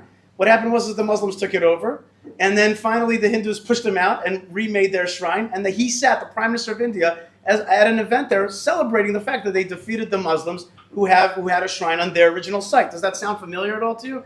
But of course, my friends will say, that's messianic to say that we would have a temple in Jerusalem. But Modi does it without messianism. He's just like, this is my shrine, baby, and I'm back. Okay? In Nagorno-Karabakh, it's a region in Azerbaijan, there was all these Armenians. But they lived there because the Russians were protecting them. But the Azeris didn't like them. They lived there for hundreds of years. And right now, Russia wasn't protecting Armenia for a different thing. The Azeris said, you have 48 hours. Within 48 hours, 200,000 Armenians left Nagorno-Karabakh and went back to Armenia after being there for hundreds of years. So sometimes getting rid of bad guys is completely doable. But they'll tell you, it's messianic. You can never, ever get rid of them. Why? You got to get rid of bad guys. It happens all the time. People move all the time. Migration happens all the time, except when it comes to cleansing our house from jihadism. So I say to you, there's a simple panacea. Simple panacea is a strong Israel. Strong means strong in its borders. Strong against bad guys, jihadists. Good to the good guys, bad to the bad guys. Strong in its Jewish identity. When you're out there on social media or whatever you're doing out there for Israel, project a strong Israel. Israel that's going to be here forever. Israel that's not very afraid of the UN, I'm not saying we should totally not care. I'm just saying act like you're afraid of it. Don't act like you're afraid of it. I said diversify. They said, you have to have American weapons. Why? I said diversify weapons. Is that not realpolitik? So you can hear it even at this panel. You say to them logical solutions. They call it messianic, and they make it like polarized. They say, oh my God, you hate America. You don't. I said, diversify. Other people make arms. Have you ever bought a pistol? They make them all over the world. From the Czech Republic to Germany to Russia. You can buy pistols from Spain from a million places. Same thing. Buy your stuff. So my panacea answer to you is a strong in Israel on every front. You'll see that that'll work much better than sucking up and giving up to the bad guys. Just in response to that particular point, I only think that when it comes to, I did say, and I'll make a caveat what I said before, I do not believe that we have to understand the world in a messianic way. However, certain basic principles of human existence have been proven to be true, and I think one of those is the fact that Esav hates Yaakov, as it says in the Rashi in Parshat Vayishlach, okay? And by Esav, I mean specifically the non-Jewish world continues to look at Jews in a worse light than they look at anybody else. As far as I understand it, when I complain, why is there anti-Semitism? The response is, Baruch Hashem, the metaphysical laws of the universe are still in place. Anti-Semitism is part and parcel of the way God made the world. Of the fact that Yitzchak was not supposed to be here because he was at the Akedah. Whatever the reason is, bottom line is, before, to pretend that what can work in India or Azerbaijan or Armenia can work in Israel, I think, is not looking at the metaphysical laws of the universe. So who's messianic here? Right? No, Right? Notice that? I'm saying here's some real ways to do it. You're like, history. there's all these things, there's laws in the world that people hate. You don't believe anti-Semitism exists? The point, You believe anti-Semitism? I believe it comes Okay, from so- Jewish weakness. Okay, we'll go to the next Well, no, one. actually, You're the Messianic, by the way. I Notice- actually do You're want the to. Messianic. No problem. I want to answer that. I want to give a different perspective. Okay, and I'm going back to actually my outreach towards the Haredi public. We've been conditioned to always think what they're going to think, how we don't want to offend them. And actually, the last time I went, a woman criticized me for my dress. She said, why am I coming into the neighborhood? I was asking her to daven for wounded soldiers, and she criticized what I was wearing. So I told her, I asked her why she was speaking to me in an offensive way. I didn't say anything offensive to her. When I go there, I'm thinking of giving kavod to the chayalim. I'm not thinking of giving kavod to the charedim, with all due respect, okay? So my behavior, I try to be as respectful as possible because that would be disrespectful to the chayalim. And I think that when we engage with non-Jews on whatever, we have to give kavod to our history, who we are as Jews, how we express ourselves, what we stand for. We've been around for thousands of years. We're still going to carry on, Bezrat Hashem, and behaving, killing the bad guys the way our enemies kill their bad guys isn't going to give us that kind of kavod. It's not going to give us that kind of pride. And when we talked about international law earlier, a lot of what international law says is a lot of what halakha says, okay? In terms of how you treat prisoners of war, how you treat unarmed civilians, and it gives us kavod. And we should be looking internally to us, who we are as a people, and what our message is to the world. And just hold strong and be confident that we're in the right this time. I think after a year, you have so many messages, brings us kavod. Pardon me? After a year, Yeah. but we have so much hostages in Gaza, brings us kavod. We need more soldiers. We need Huh? research. We need to turn off the electricity and the water to Gaza, and the bad guys will come out of their little holes. Oh my gosh. He's saying, you know what he's saying? He's saying it's pathetic that the Jewish state cannot deal with a little tiny terrorist enemy right next door and didn't foresee it and doesn't know how to crush them. That's not a Kiddush Hashem. It's a Chilul Hashem. That's what he's saying. Okay, next question. Well, let's try to make this the answer a little bit shorter. I don't know. What do you like? What do you like?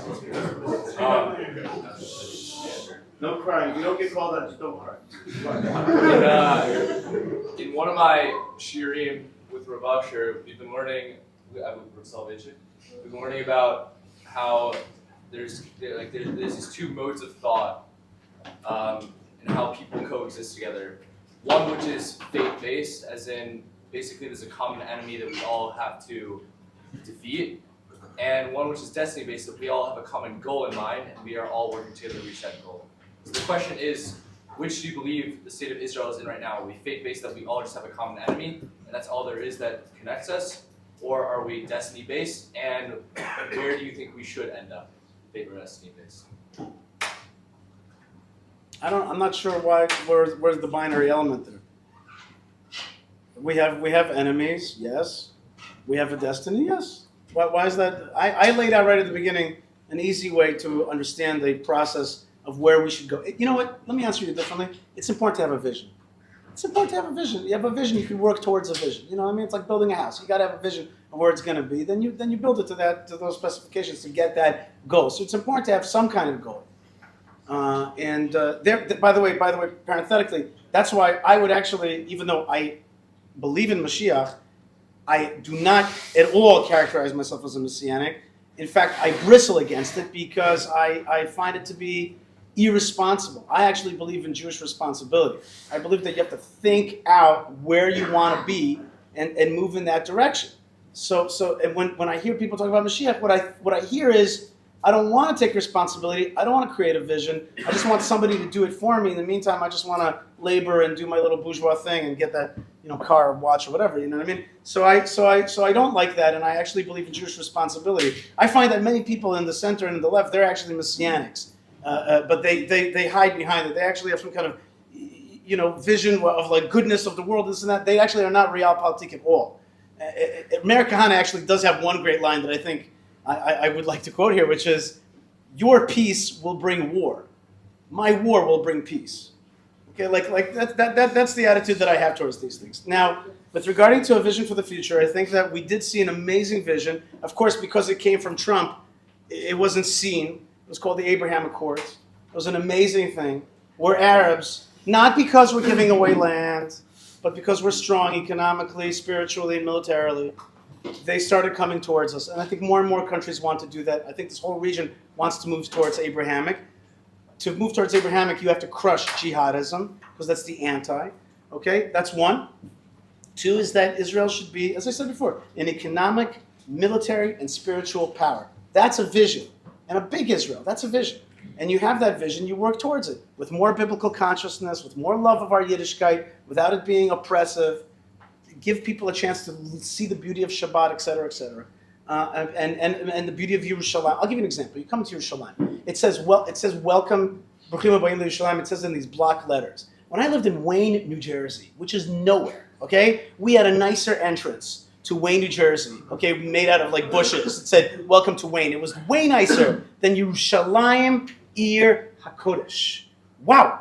Me, I would put golden arches. Have you ever been to St. Louis to the Golden Gate? Is that what it's called? Gateway Arch. Like Gateway Arch. It's right. Sorry, Gateway Arch. It's this gorgeous metal thing. I'm gonna make an arch like this over the 6 entrances to Yerushalayim, so that when you come in, you'd be like, wow, that's your Kodesh, okay? But we don't do that. We don't love our stuff. When we love our stuff, we love our heroes, we love our stories, then the world will see how awesome our prideful culture is. Right now we're weak in that. Fall in love with your culture, be strong, be big, people will respect you, and you'll have self-respect and a vision. Yeah, just a little bit of, sorry, I have to. On October 8th, all of these secular hippies traveling in Brazil and Costa Rica took the first flight home. They're secular, they don't keep Shabbat or Kashrut, and the first thing they did was to come home, and they said, we're coming home. We're coming home. People who were in overseas student programs, they came home from whatever universities. This is our home, and you don't have to be, this is our destiny. We're Jews. This is where Jews are safe, to be Jews. And it doesn't have to have, it can have a halachic Mashiach element to it, but it doesn't have to have that, because so many Israelis dropped everything to come home and to enlist. I think that when it comes to destiny, right now we have to do a better job of articulating what our destiny is supposed to be. And there's so many values within Torah, so many values within Judaism, sometimes it's hard to prioritize which one comes first. And obviously, part of what we've been discussing today is which priority should be at the highest level, which should be a bit lower. Even though we all agree that all these things, everyone here is going to say Eretz Yisrael is a priority, and morality is a priority, and being everything that you're mentioning, a beautiful Yerushalayim, these are all priorities. I would just suggest that perhaps our destiny should be outlined by, I believe it's Masechet Yuma, when it talks about how you define Kiddush Hashem and Chilul Hashem. Kiddush Hashem, sanctifying the divine name, is when people look at somebody and they say, wow, look at this beautiful people, and mentions a whole bunch of things that they do that are on the ethical level, on the moral level. People who are respectful, people who are good to each other, people who are Baalei Tzedakah, things of that sort. When you have a moral civilization, a civilization that anyone who looks at it from the world will be proud of, people who understand that is a moral civilization, that, it seems to me, is the highest level, because we know Kiddush Hashem is the highest thing we can do. That's ultimately our goal. And Chilul Hashem is the worst thing we can do. But it's a Chilul Hashem when people look at us and say, that's not a moral society. Obviously, people might look at Israel no matter what and say, oh, they're not moral. But when you have people who are looking at us objectively, if we can try to emphasize as much as possible a civilization that respects everybody, a civilization that demonstrates the best qualities of a moral culture that we can do, that's the destiny that I would like for Am Yisrael, because that's the Torah destiny. Okay, next question. Okay, so this is like when for the army. This is like more of a Lamaisa type of question, not so theoretical. We know that one of the big issues for religion, and for people who want to stay religious and be in the army, one of the big issues is that the army has a lot of like mixed men and women things that happen that aren't necessarily like hand in hand with religion. So more like for like the Haredi side of the question, like do you think that if, like since we were talking numbers, the army needs more numbers, as you were saying, right? And just look at the numbers of how many women are in combat positions versus how many Haredim are exempt. It's a couple thousand women are in combat positions, 66,000 Haredim have an exemption. Not all of them are combat. Not all of them, but if even 10% do, which is more than usual, which is less, which is like a low shot for all of a population of 10% going combat, it's still a higher number than So what's your question? Than the female That's combat. your So question. if the question is numbers, would you make a ruling for the better of society to remove women from combat positions so that Haredim can go in and we have a higher number? Absolutely. Let's also do it in the medical schools because they don't want medical professors who are women, and we'll do it in all the universities because they don't want women to give lectures, and let's do it in the Kupot Cholim, and let's just take all the women out because many of these Haredim come and they say, I don't want a woman bus driver, I don't want a woman teacher, I don't want a woman lecturer, I don't want a woman physiotherapist, I don't want women. I just don't want women. And it has nothing to do with halakha. Nowhere in the halakha does it say that a woman has to sit in the back of the bus. Nowhere in the halakha does it say that a woman who's giving directions for tanks, like my daughter-in-law, who's a tank instructor, can't instruct a man. Where does it say in the Shulchan Aruch that a woman can't instruct a man to drive a tank? For goodness sakes, you're creating problems that don't exist. Inside a tank, men and women together, everyone agrees, pasul, okay? Other than that, you have all women tank teams. Yefé meod. Other than that, bayot mefubrakot. Fabricated, non-existent. You give a lot of So- pitch. The question goes back, why they want the Haredi to go to the tzava, to the army? Because they want a big army, they need soldiers, or because they want to re-educate us. They want it to be like שוויון בנטל, וסיסמאות ריקות, וכל הפופוליזם. They need us because why they need us? Because they want us, because they need people, they need things, they re-educate us, they want to make us, let's say, go up the derech, לישראלים שווים לכל דבר. Can I ask you a question? What would you, this is a serious question. Let's say, and this is something which I think would be a good idea, I don't think Nili would agree necessarily, but I think this would be a good idea, and it's what Yishai said before. Let's say that we created mamash Haredi units that are under the auspices of Rosh Yeshiva, meaning that the commanders are all Haredi, and the people who go to them are Haredi. It's not Haredi and the people who can't. No, we're talking about people who went to Slobodka, Hebron, and Painovich, okay? And then they're 22 years old, and now they do 2 years of service after, let's say, Nagid or whatever, I don't care what it is, okay? And it's mamish under the auspices of Haredi. Would you be okay then with them going to the army? If they're sitting 8 hours a day, 24 hours a day, sitting and learning, for sure they need to say sit and learn, for sure. To protect us, they need to sit, and how much they're sitting more, they protect us more, like you need more people in the tanks, you need more people in the yeshivot. But for the people, they're not sitting 8 hours, they have tochniyot like Shachar Adom, I forget the names, Nachal Haredi, in this, I said 2013, I have, זה ידוע, עובדות, 2013 was a גידול יפה מאוד, more, כאילו גידול to go. So let me ask, what I mean is this though. Let's say I'll go with you. Everyone who's learning 3 Siddharim a day, no problem. Anyone who's not learning 3 Siddharim a day has to go into a Haredi unit. Not by choice, has to go to a Haredi unit, as much combat as non-Haredi soldiers. Are you okay with them? If you are, that's great, because I think that's what should happen. He's saying that it's moving in that direction. That's No, what but he's I'm saying. wondering, but I don't believe the Haredi population actually believes that, because they always say no. They're always saying no. I just told you right in front of everybody. If he really wants to put it in the tzava, and the tzava the army was clean from politics, so maybe the Rosh Yeshivas, like Rav Shteim was pushing people to go to the tzava. But if you see today, the army is full of agendas, from Smolei in כל האירועים, כל 7 October happened because of so much agenda, so much politics, so much. I think it's because you weren't learning it. Huh? I think it's because you weren't learning it. Also, maybe. But that's where your own spot. Okay. So I said because it's too much agendas, the Rosh Yeshivot needs to take this guys who don't sit and learn, schlep them to the right side, turn them to the right side. Okay, we're gonna go with one last question. I know you guys have a lot of questions. Rav Asher, Adam, I like Adam. You guys have talked about a lot of the issues facing the Jewish people, but one of the greatest threats to us that we're facing now is actually assimilation in Chutz La'aretz and in Israel. And in Israel? what does it mean in Israel? What do you mean by that? So there's like the Haredi movement is the extreme of limiting exposure to other cultures so that people don't go off the derech. There is a reality that when people are exposed to other things, Going off the derech is not assimilation. I agree with you. Sorry, I should probably rephrase that as not necessarily just full assimilation, but becoming. Assimilation means marrying out. Right. I used the wrong terminology. I meant becoming less religious, less conscious of their Judaism. How would you address an issue like that? Because it's in reality in Israel where people are moving away from their Judaism. Why would you say that? Where would you get that? Where did you see that? That people are moving away? Quite the opposite. The Megamah in Israel is much more towards more religion, more religious interest, more. And it's a fact. We have more first graders, more religious. We see it statistically. So where would you get this idea? It's not just that. The chozrim b'sheila, the people who come from religious homes and kind of, they're not chilonim.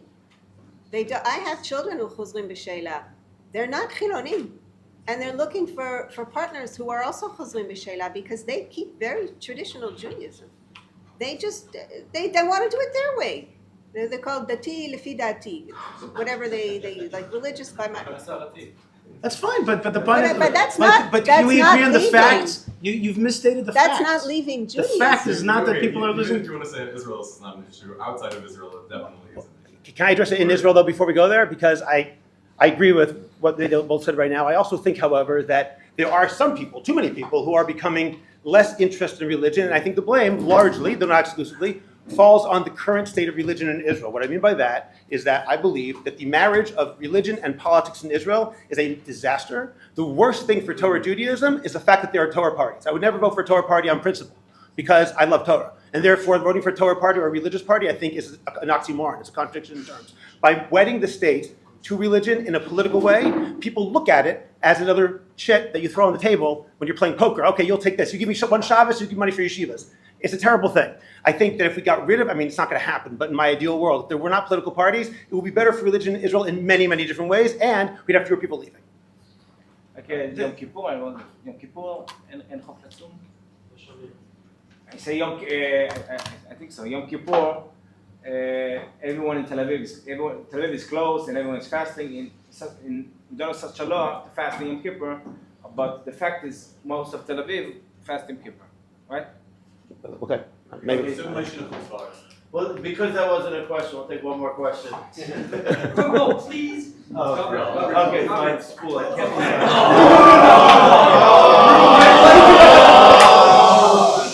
With one condition, if I don't like it, we'll move on. Okay, the question is one that I heard from a different person, and the question is, what do you guys think about the death penalty or torture of terrorists that are captured?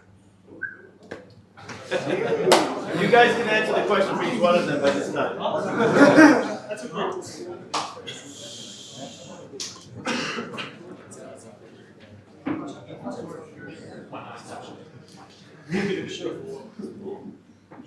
I don't think there's the only time that there's any kind of torture allowed is to extract information that's life-saving.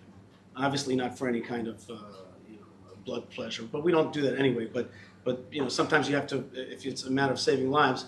They don't call it torture today. They call it information extraction, whatever is. But today you could do it mostly with chemicals. You could do it today with you don't really need to hurt people at all. That's not what we do. That's number one. In certain cases when there's quick extraction of information, it's life saving, like in the case of Nachshon Waxman and stuff like that. But that's number one. Number two is avowed jihadists.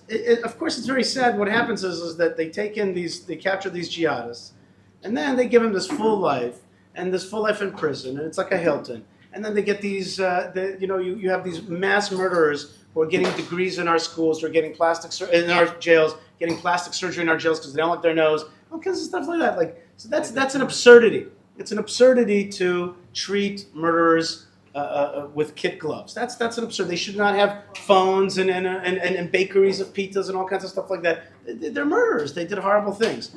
It's better to kill combatants in the battlefield if possible. And in fact, the police today has given us really the question you're asking is actually called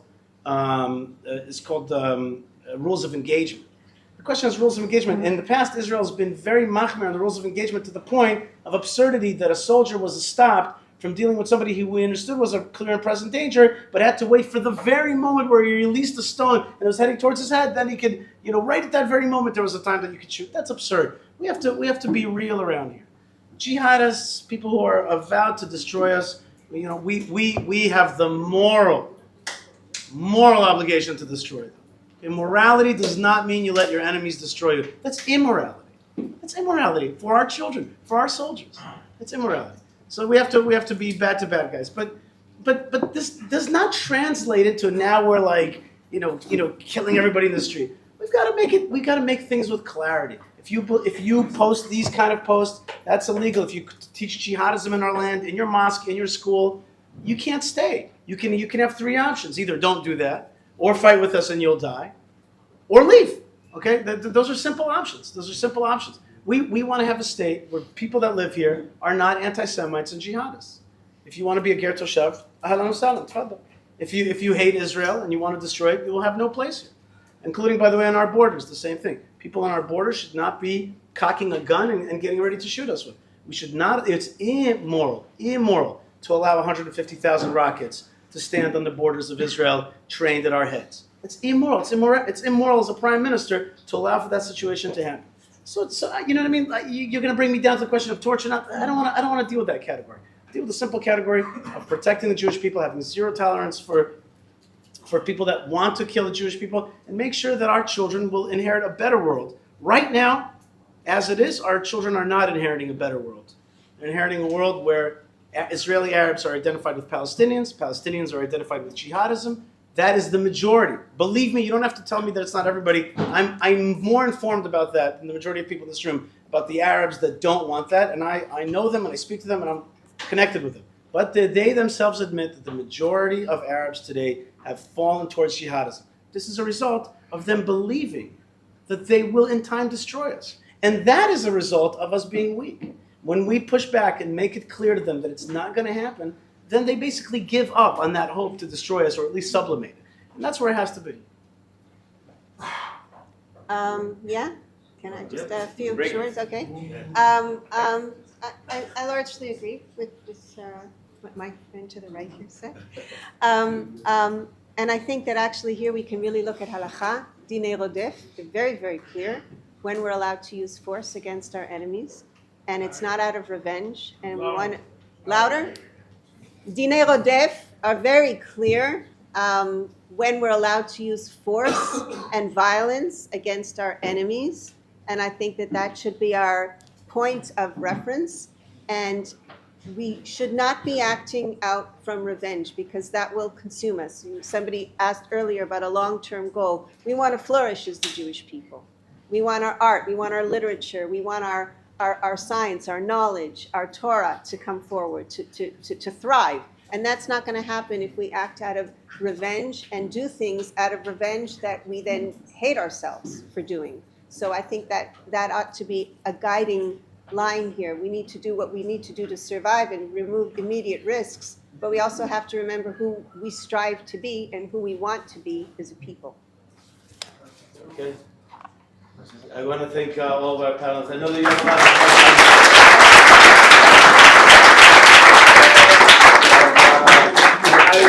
I personally thank you that there were certain things that was said here on the panel. So I didn't give that thought.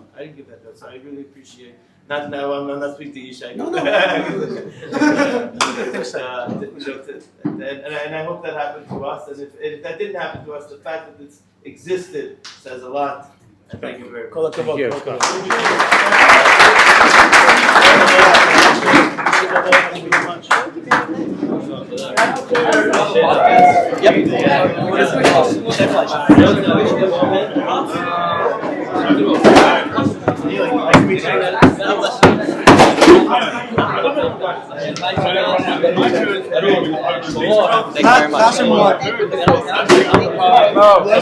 Thank you very much. I don't know if this is recording.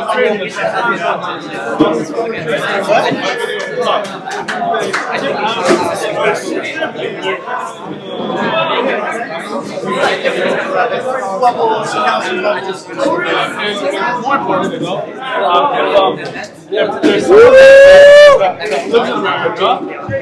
says themselves, they don't feel to find the guy.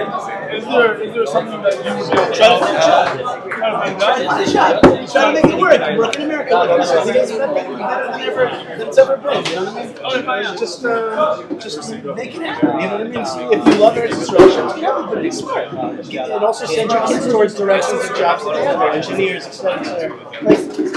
Like go in that direction. You know what I'm saying? But if you can't do it, you can't have partners. Well, then there's some people that live in this area that like fly to America. I think those people are doing. If you don't know how to make a parnasa and you fly to America to make a parnasa, it means that your family can go here to Israel. Thanks for your service. Thank you for clarifying It's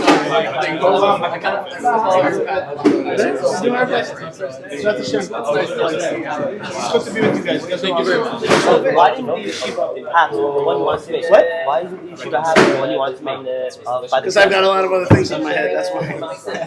But I think it's a good idea. But I think in this yeshiva, if they would open, if Rabbi Mo would open a section talking about Torah, it would be amazing. Who else wants to open a section in That's good. Thank you so much. Better than him. What I mentioned you have a podcast. Huh? Yeah, I'm all over the internet. Yishai Fleisher. It's easy to find. You want to send it on? Yishai, do you have time for a question? So, as much as you're talking about good Arabs, at this point, I don't know, in my mind, It's very clear. like, you look at the government, like, I don't see how we can allow even Mansour Abbas, he supports the solution. Mansour Abbas is a Jew. Yeah, Ahmed TV is a terrorist, a flat-out terrorist. He has a picture of So, Yasser like, I don't know. But there are decent ones hiding, but they're suppressed by the